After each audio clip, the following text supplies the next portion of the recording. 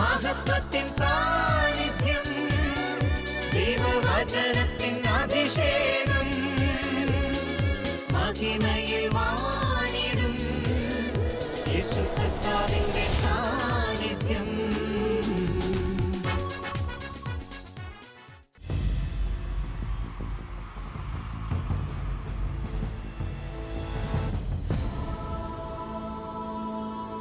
നിൻ വചനം ധ്യാനിക്കുമ്പോൾ ഹല്ലേലൂയ. കർത്താവിൽ പ്രിയപ്പെട്ടവരെ, മഹത്വത്തിൻ സാന്നിധ്യം ഈ ശുശ്രൂഷയിലേക്ക് കടന്നു വന്നിരിക്കുന്ന എല്ലാവർക്കും നമ്മുടെ കർത്താവായ യേശു ക്രിസ്തുവിൻ്റെ കൃപയും സമാധാനവും ആശംസിക്കുന്നു. 34-ാം സങ്കീർത്തനം 1-ാം തിരുവചനം. കർത്താവിനെ ഞാൻ എന്നും പുകഴ്ത്തും, അവിടുത്തെ സ്തുതികൾ എപ്പോഴും എൻ്റെ അധരത്തിലുണ്ടായിരിക്കും. സങ്കീർത്തകനായ ദാവീദിൻ്റെ ഉറച്ച തീരുമാനമായിരുന്നത്, കർത്താവിനെ ഞാൻ എന്നും പുകഴ്ത്തും, അവിടുത്തെ സ്തുതികൾ എപ്പോഴും എൻ്റെ അധരത്തിലുണ്ടായിരിക്കും. എത്ര മനോഹരമായ തിരുവാക്യം! ദാവീദിൻ്റെ ജീവിതത്തിൽ വിജയരഹസ്യം എന്ന് പറയുന്നത് അവൻ്റെ സ്തുതിയുടെ ജീവിതമായിരുന്നു.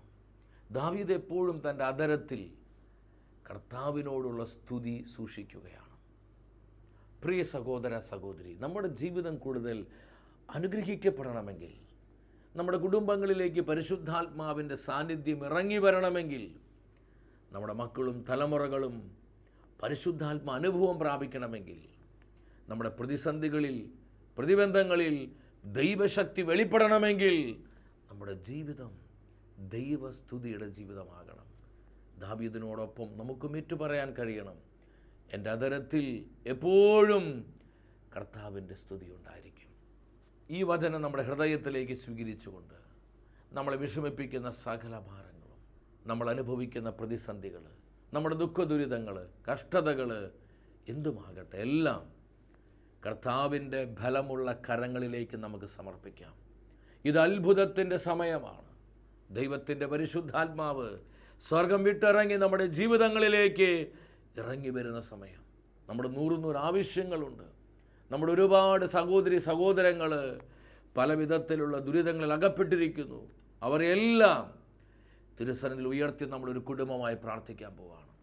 ഇന്നത്തെ എല്ലാ ശുശ്രൂഷകളിലും പരിശുദ്ധാത്മാവിൻ്റെ അഭിഷേകം കാട്ടുതീ പോലെ കത്തിപ്പടരുവാൻ, നമ്മുടെ കുടുംബങ്ങളിൽ ദേശാന്തരങ്ങളിൽ അഭിഷേകം അഗ്നി പോലെ കത്തുവാൻ നമ്മളൊരു നിമിഷം ആയിരിക്കുന്നിടത്ത് എല്ലാവരും എഴുന്നേറ്റ് നിന്ന് ഇരുകരങ്ങളും സ്വർഗത്തിലേക്ക് ഉയർത്തി നമ്മുടെ മധ്യയുള്ള കർത്താവിൻ്റെ സാന്നിധ്യം അനുഭവിച്ച് പ്രാർത്ഥിക്കാം. വേദനിക്കുന്ന, ദുരിതമനുഭവിക്കുന്ന, പലവിധ തകർച്ചകൾ മൂലം കഷ്ടപ്പെടുന്ന ആയിരങ്ങളെ, പതിനായിരങ്ങളെ ദൈവസന്നിധിയിൽ ഉയർത്തിപ്പിടിച്ച് നമ്മൾ പ്രാർത്ഥിക്കാൻ പോവാണ്. അവിടെ ആവശ്യങ്ങളിലെല്ലാം കർത്താവിൻ്റെ കൃപ ഒഴുകപ്പെടുക. നമ്മൾ ഒരുമിച്ച് ഈശോ നാമം വിളിച്ച് സ്തുതിച്ചു പ്രാർത്ഥിക്കുന്നു. Hallelujah, hallelujah, hallelujah. പരിശുദ്ധനായ കർത്താവേ, അവിടുത്തെ ശക്തിയുടെ കരങ്ങൾ ഞങ്ങൾക്കായി നീട്ടിത്തരണമേ. ഞങ്ങൾ അനുഭവിക്കുന്ന ദുരിതങ്ങളിലെ, സങ്കടങ്ങളിലെ, ഞങ്ങളുടെ കഷ്ടപ്പാടുകളിലെ കർത്താവ് ഇറങ്ങി വന്ന് ഞങ്ങൾക്ക് വേണ്ടി പ്രവർത്തിക്കണമേ. Hallelujah, hallelujah, hallelujah. ദൈവത്തിൻ്റെ പരിശുദ്ധാത്മാവേ, ഈ ശുശ്രൂഷകൾ ഏറ്റെടുക്കണമേ. അഭിഷേകം കൊണ്ട് നിറയ്ക്കണമേ. കർത്താവെ, പലവിധ പ്രതിസന്ധികൾ മൂലം ഭാരപ്പെടുന്ന ദേശാന്തരങ്ങളിലെല്ലാം അവിടുത്തെ അത്ഭുത ശക്തി വ്യാപരിക്കട്ടെ. Hallelujah, hallelujah, hallelujah. പരിശുദ്ധാത്മാവേ വരണമേ. അനുഗ്രഹത്തിൻ്റെ ആത്മാവായി, കൃപയുടെ ആത്മാവായി, ശക്തിയുടെ ആത്മാവായി, ആനന്ദത്തിൻ്റെ ആത്മാവായി, സ്നേഹത്തിൻ്റെ ആത്മാവായി ജനലക്ഷങ്ങളിൽ കത്തിപ്പടരണമേ. Hallelujah, hallelujah, hallelujah. പരിശുദ്ധാത്മാവെ, എല്ലാ ദുരിതങ്ങളെയും മാറ്റണമേ. പരിശുദ്ധാത്മാവെ, കഷ്ടതകളിൽ ഇടപെടണമേ. ഞങ്ങൾ അനുഭവിക്കുന്ന വിവിധങ്ങളായ പ്രതിസന്ധികളെ ദൈവശക്തിയെ വെളിപ്പെടുത്തണമേ. Hallelujah, hallelujah, hallelujah. യേശുവേ നന്ദി, യേശുവേ സ്തുതി, യേശുവേ ആരാധന. ഇന്നത്തെ എല്ലാ ശുശ്രൂഷകളിലും കർത്താവേ, അധികമായ ആത്മശക്തി പകരണമേ ഞങ്ങൾ പ്രാർത്ഥിക്കുന്നു. കർത്താവിൻ്റെ വചനമേ, ഞങ്ങൾക്കായി സംസാരിക്കണം. കർത്താവിൻ്റെ വചനമേ ഞങ്ങളുടെ ജീവിതങ്ങൾ ആശ്വസിപ്പിക്കണം. വചനത്തിൻ്റെ അമ്മയായ പരിശുദ്ധ കന്യകാമാതാവേ, അമ്മയുടെ മാധ്യസ്ഥ ഞങ്ങൾ തേടുകയാണ്. അപ്പോൾ ഞങ്ങളെല്ലാ സഹോദരങ്ങളൊക്കെ ഞങ്ങൾ പ്രാർത്ഥിക്കുകയാണ്. വേദനിച്ചിരിക്കുന്ന, തകർന്നിരിക്കുന്ന, പലവിധ ദുരിതത്തിലായിരിക്കുന്ന ഞങ്ങളെ പ്രിയപ്പെട്ടവർക്കെല്ലാം വേണ്ടി അമ്മ പ്രാർത്ഥിക്കണമേ. അമ്മയുടെ മാതൃവാത്സല്യം അനുഭവിക്കാൻ ഞങ്ങൾക്കിടവരട്ടെ. അമ്മയുടെ അഭിഷേക കരങ്ങൾ ഞങ്ങൾക്കായി നീട്ടിത്തരണമേ. ആമേൻ.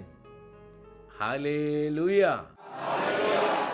പ്രിയ ദൈവമക്കളെ, നമ്മെ അനുഗ്രഹിക്കുന്ന കർത്താവിൻ്റെ വചനത്തിൻ്റെ മുൻപിൽ പ്രാർത്ഥനാപൂർവ്വം നമുക്കായിരിക്കാം.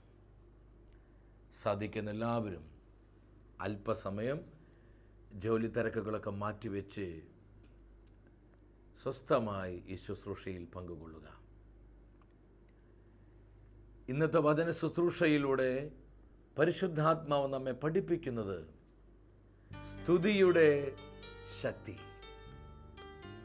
ദൈവസ്തുതിയുടെ ശക്തിയെക്കുറിച്ചാണ്. വളരെ പ്രാധാന്യതയുള്ള തിരുവചന സന്ദേശമാണിത്.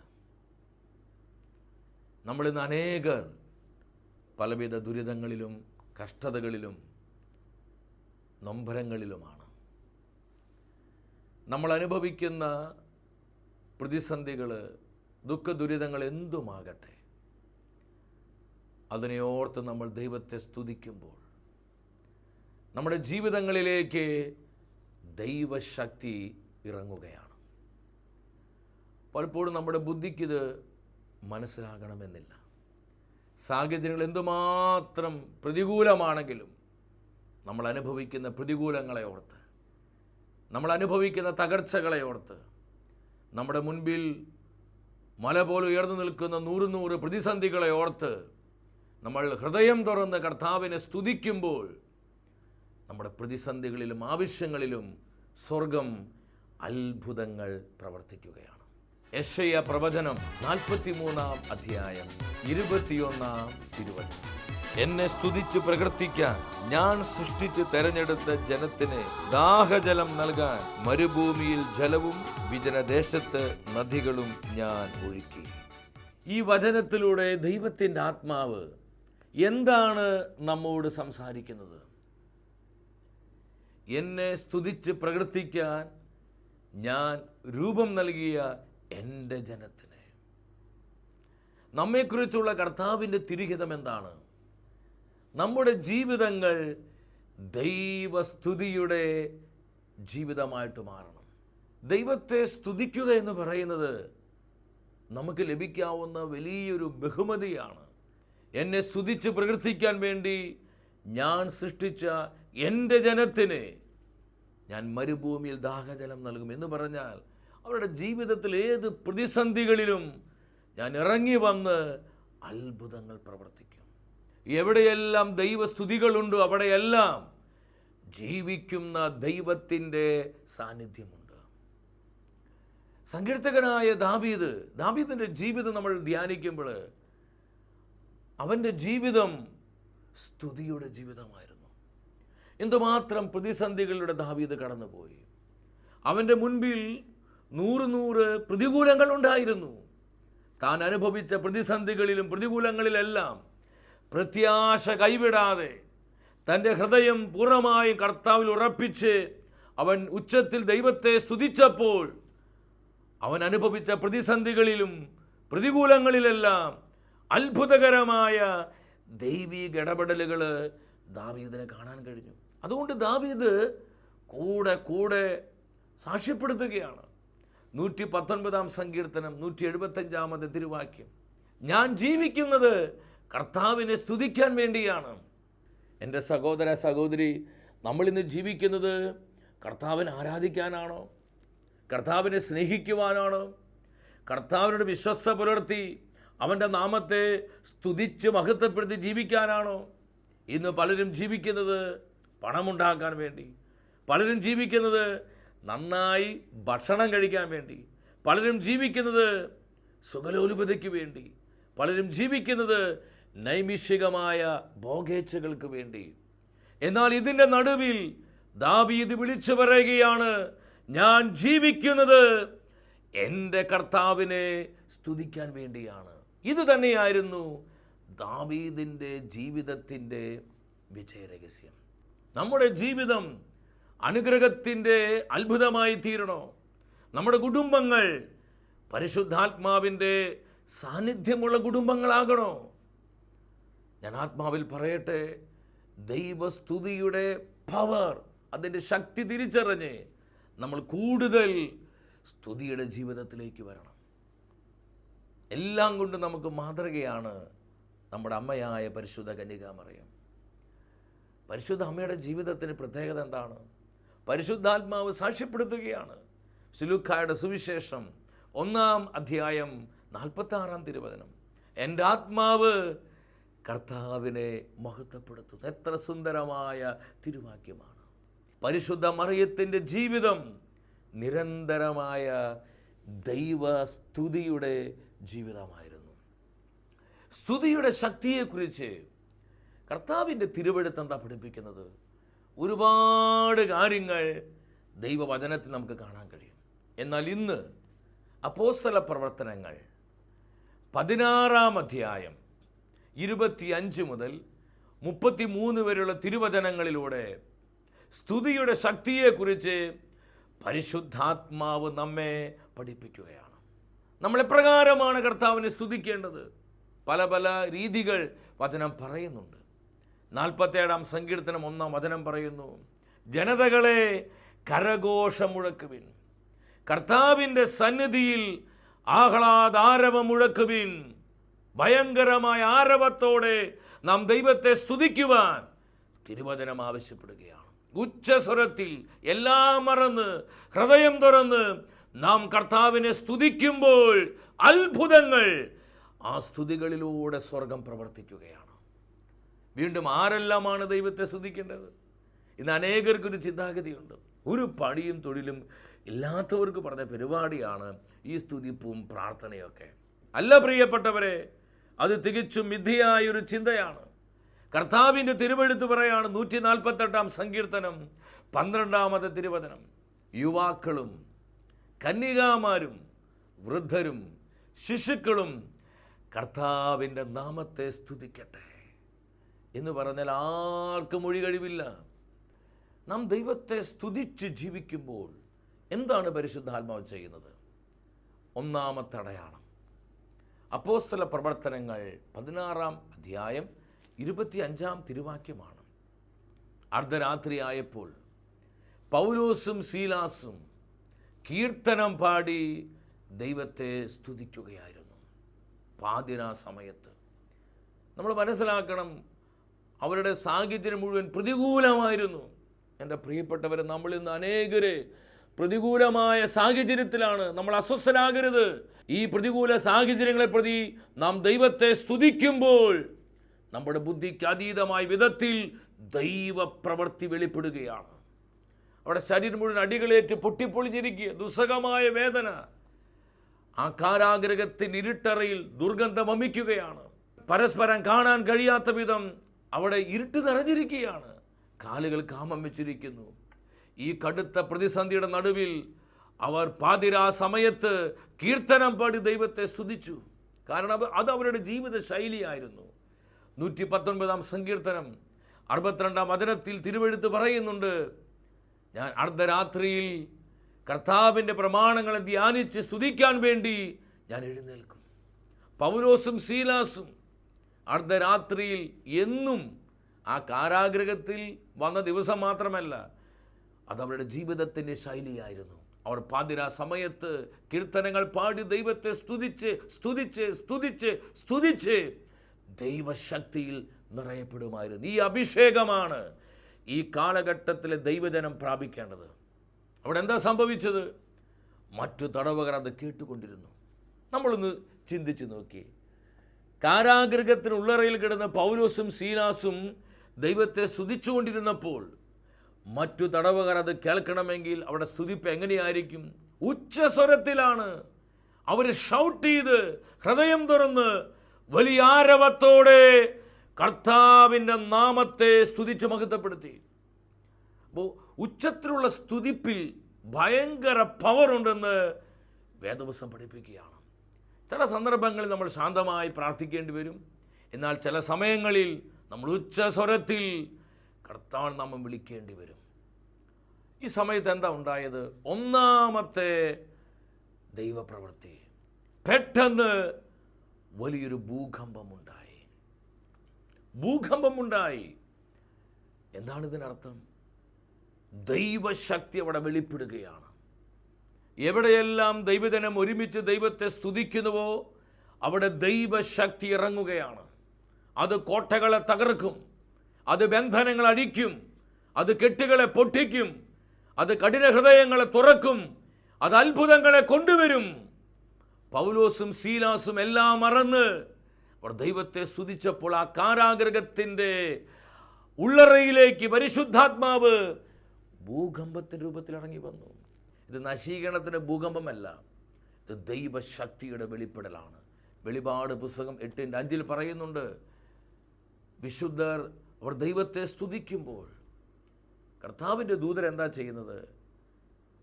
സ്വർഗത്തിലെ ധൂപകലശത്തിൽ നിന്ന് അഗ്നി നിറച്ച് വിശുദ്ധരുടെ പ്രാർത്ഥനകളോടൊപ്പം ഈ വലിയ അഗ്നി ഭൂമിയിലേക്ക് എറിയുകയാണ്.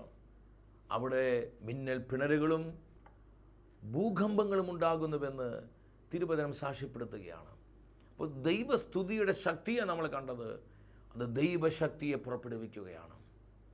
നമ്മുടെ കുടുംബങ്ങളിൽ, നമ്മുടെ ദേശങ്ങളിൽ, നമ്മുടെ സമർപ്പിത സമൂഹങ്ങളിൽ, നമ്മുടെ പ്രവർത്തന മണ്ഡലങ്ങളിലെല്ലാം ഇന്ന് നമുക്ക് ഒരുപോലെ ആവശ്യമായിരിക്കുന്നത് ദൈവശക്തിയാണ്. രണ്ടാമത്തെ അടയാളം എന്താണ്? കാരാഗൃഹത്തിൻ്റെ അടിത്തറ കുലുങ്ങി. ഈ ഭൂകമ്പത്താൽ, ഈ ദൈവശക്തിയുടെ വ്യാപാരത്താൽ അടിത്തറ കുലുങ്ങുകയാണ്. അതിശക്തമായ അടിത്തറയാണ് ഫിലിപ്പി കാരാഗൃഹത്തിൻ്റെ. അടിത്തറ കുലുങ്ങുമാറ് അവിടെ ദൈവശക്തി അങ്ങ് ഇറങ്ങി വന്നു. എന്താ ഇതിൻ്റെ അർത്ഥം? ദൈവജനം ഒരുമിച്ച് ദൈവത്തെ സ്തുതിക്കുമ്പോൾ നമ്മുടെ വ്യക്തി ജീവിതത്തിലുള്ള, നമ്മുടെ കുടുംബങ്ങളിലുള്ള, തലമുറകളിലുള്ള സാത്താൻ്റെ അടിസ്ഥാനങ്ങളെ പരിശുദ്ധാത്മാവ് തകർത്ത് കളയും, അതിനെ കുലുക്കിക്കളയും. ഇന്ന് ഒരുപാട് കുടുംബങ്ങളിൽ ദൈവാനുഗ്രഹം കടന്നു വരാത്തതിന് കാരണം ചില പൈശാചികമായ സ്വാധീനങ്ങളാണ്. ചില തലമുറകളെ ഇതുപോലെ ചില തിന്മയുടെ സ്വാധീനങ്ങൾ ഇന്ന് ഭരിച്ചുകൊണ്ടിരിക്കുകയാണ്. എന്നാൽ പ്രിയപ്പെട്ടവരെ, നമ്മൾ ആത്മനിറവോടെ കർത്താവിനെ സ്തുതിക്കുമ്പോൾ പൈശാചിക സ്വാധീനങ്ങളെ, സാത്താൻ്റെ അടിസ്ഥാനങ്ങളെ പരിശുദ്ധാത്മാവ് തകർത്ത് കളയുകയാണ്. എത്രയെത്ര അനുഭവങ്ങൾ ഇതിനുള്ള ബന്ധത്തിൽ നമുക്കൊക്കെ സാക്ഷ്യപ്പെടുത്താനുണ്ട്. ഞാനിപ്പോൾ ഓർക്ക്, ഞാനൊരു ഭവനത്തിൽ കടന്നു ചെന്നപ്പോൾ അവിടെ ചീഞ്ഞ മുട്ടയുടെ ദുർഗന്ധമാണ്. അവർ പറഞ്ഞ്, നാളുകളായി ഞങ്ങൾ ഈ ദുരിതം അനുഭവിക്കുകയാണ്. അവർക്ക് ആ ദുരിതത്തിന് രക്ഷയില്ലാത്തൊരവസ്ഥ. ഞാൻ പറഞ്ഞു, നിങ്ങൾ വിഷമിക്കേണ്ട, നമുക്ക് ഒരുമിച്ച് പ്രാർത്ഥിക്കാം. പ്രിയപ്പെട്ടവർ, ഒരു ദിവസം ഞങ്ങൾ ടീം മുഴുവൻ അവിടെ ഉപവസിച്ച് പ്രാർത്ഥിച്ചു. ശക്തമായി സ്തുതിച്ച്, പുതുഭാഷകളിൽ, ഭാഷാപരത്തിലും ഒക്കെ സ്തുതിച്ച് പ്രാർത്ഥിച്ച് ഫാസ്റ്റ് ചെയ്ത് ഒരു ദിവസം പ്രാർത്ഥിക്കുകയുണ്ടായി.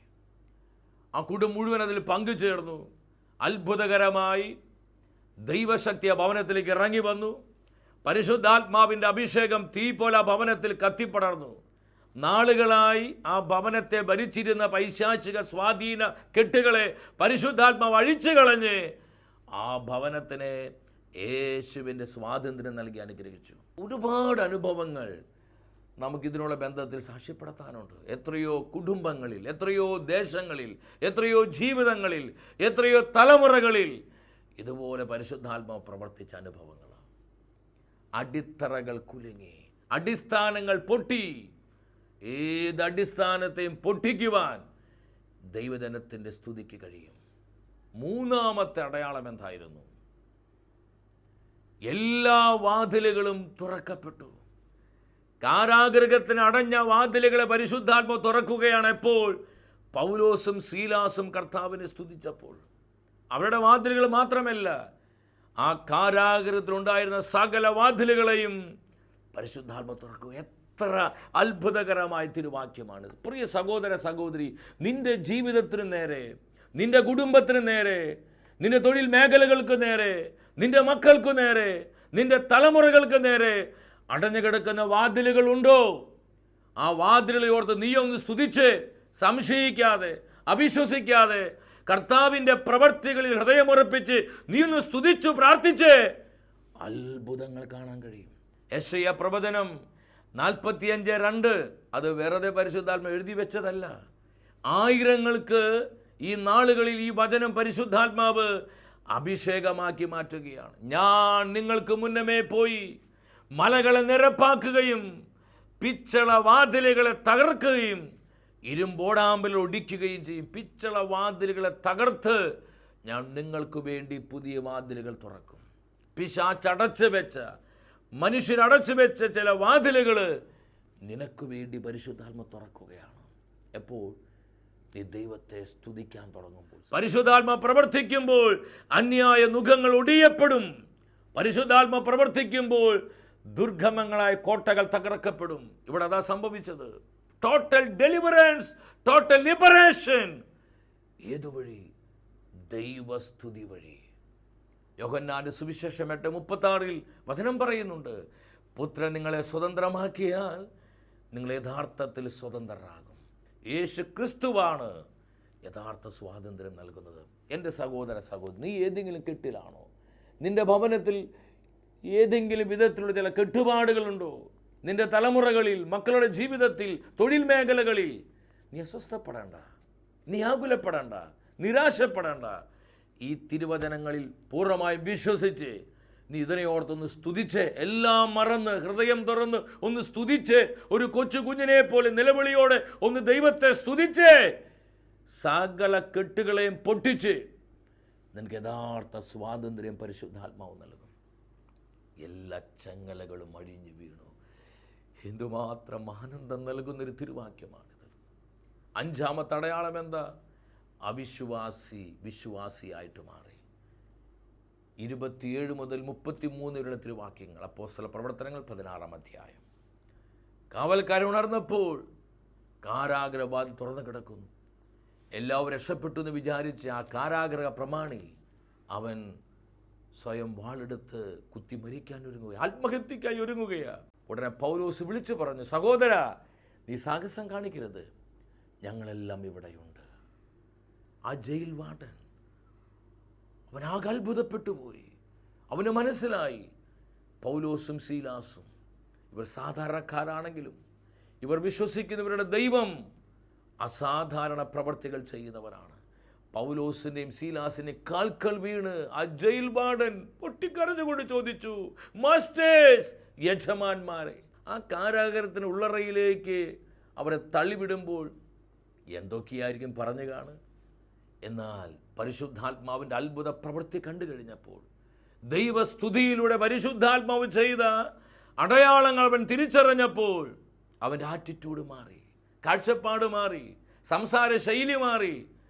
അവൻ പറഞ്ഞു, യജമാന്മാരെ, രക്ഷ പ്രാപിക്കാൻ ഞാൻ എന്താ ചെയ്യേണ്ടത്? അവന് മനസ്സിലായി രക്ഷയ്ക്കുള്ള മാർഗം ക്രിസ്തു മാർഗമാണ്, ക്രിസ്തു മാർഗമാണ്.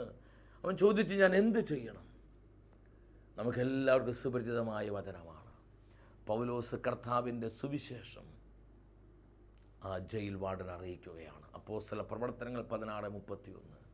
കർത്താവായ യേശു ക്രിസ്തുവിൽ നീ വിശ്വസിക്കുക, നീയും നിൻ്റെ കുടുംബവും രക്ഷ പ്രാപിക്കും.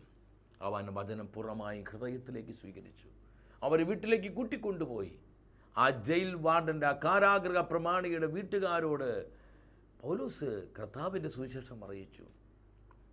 അവർ അന്ന് തന്നെ മാമോദീസ സ്വീകരിച്ച് കർത്താവിൻ്റെ സഭയോട് ചേർക്കപ്പെട്ടു. അവിശ്വാസിയായ മനുഷ്യൻ, കഠിനഹൃദയനായിരുന്ന മനുഷ്യൻ, അവൻ വിശ്വാസിയായിട്ട് മാറി. ദൈവസ്തുതിയിലൂടെ പരിശുദ്ധാത്മ പ്രവർത്തിച്ചപ്പോൾ ആ കാരാഗ്രഹ പ്രമാണിക്കുണ്ടായ മാനസാന്തരം. ഇതുപോലെ എത്ര നിരീശ്വരവാദികൾ, എത്ര യുക്തിവാദികൾ, ദൈവമില്ലെന്ന് പഠിപ്പിച്ചവരെ, വിശ്വസിച്ചവരെ, അത് പ്രസംഗിച്ച എത്രയോ ആയിരങ്ങൾ ഇതുപോലെ ഇന്ന് വിശ്വാസികളായി മാറിയിട്ടുണ്ട്. എൻ്റെ പ്രിയപ്പെട്ടവരെ, ദൈവസ്തുതി എന്ന് പറയുന്നത് തമാശക്കളിയല്ല. ദൈവസ്തുതിയുടെ ശക്തി മനസ്സിലാക്കി നമ്മുടെ ജീവിതങ്ങൾ സ്തുതിയുടെ ജീവിതമായി മാറട്ടെ.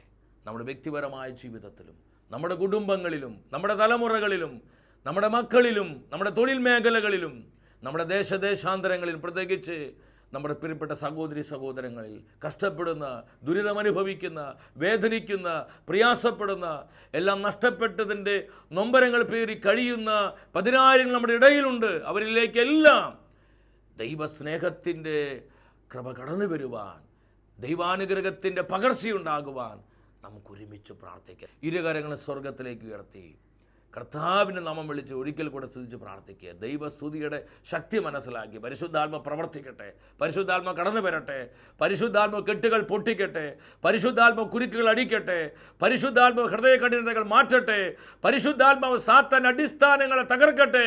എല്ലാം മറന്ന് വിളിക്കുന്നു, യേശുവേ, ഹല്ലേലൂയ, ഹല്ലേലൂയ. കർത്താവെ, പ്രവർത്തിക്കണമേ. ഞങ്ങൾ നിരവധിയായ ആവശ്യങ്ങളുടെ മേൽ കരങ്ങൾ നീട്ടണമേ.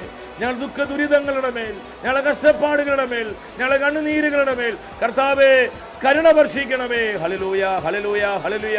പരിശുദ്ധാത്മാവേ വരണമേ.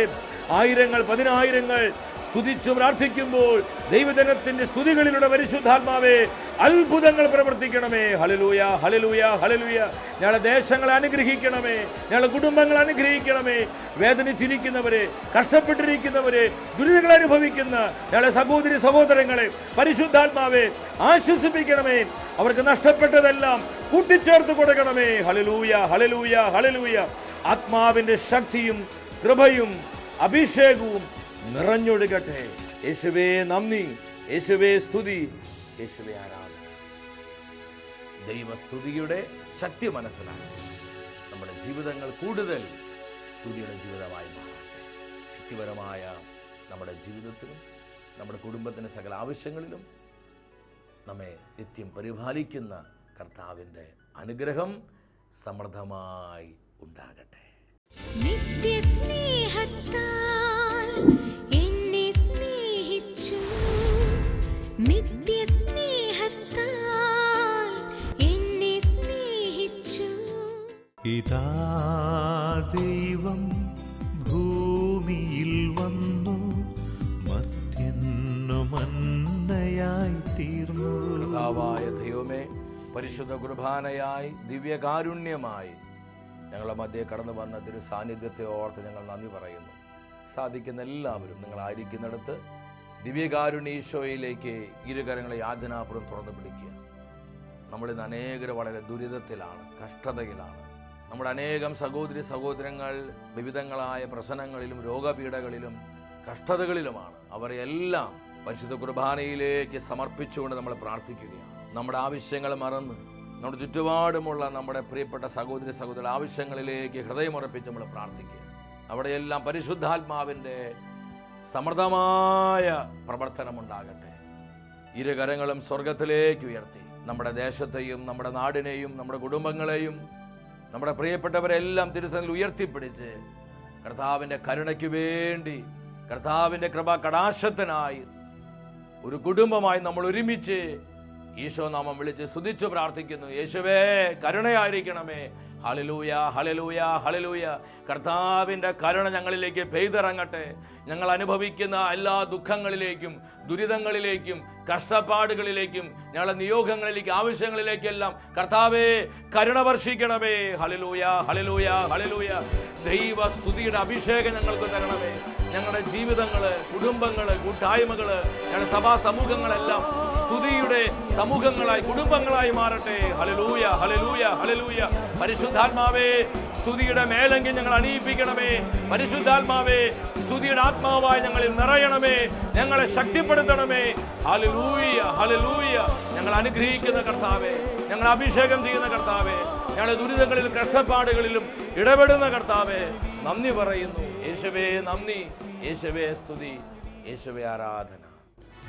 അടുത്ത ആഴ്ചയിൽ ദൈവവചനത്തിൽ നമ്മൾ ധ്യാനിക്കുന്നത് പ്രതിസന്ധികളിൽ തളരരുത്. ഈ വചന ശുശ്രൂഷയിലേക്ക് പ്രാർത്ഥിച്ചൊരുങ്ങി നമുക്കെല്ലാവർക്കും കടന്നു വരാം.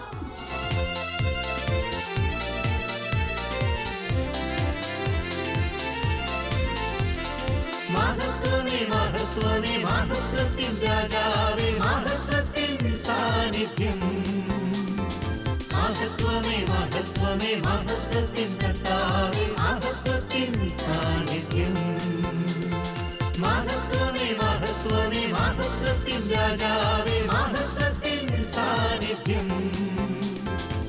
മഹത്വമേ